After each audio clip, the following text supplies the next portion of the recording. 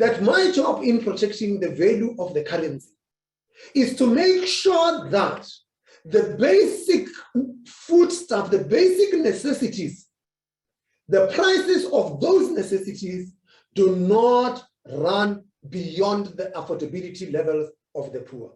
The poor get affected by inflation more than anyone else.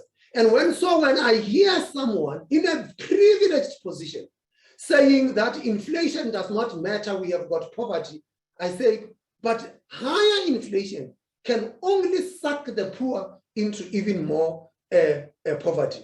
And so those of us who are privileged enough to have assets, whether those assets are property or they are financial assets, we can protect ourselves against inflation. When inflation rises, property prices also rise. So the value of your property could be rising, and so you do not have a problem, at the very least in nominal terms.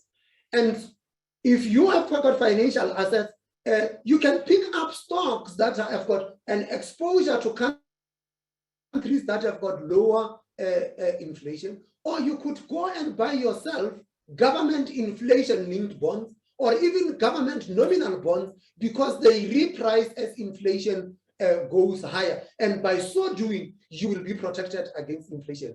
But if you are an ordinary working person, or if you are a pensioner on a fixed pension, or a recipient of a social grant, if you are a recipient of a social grant, you can't even negotiate your increase. Government says this is what government can afford. And if what government can afford is less than the inflation rate, the buying power of that social grant actually diminishes.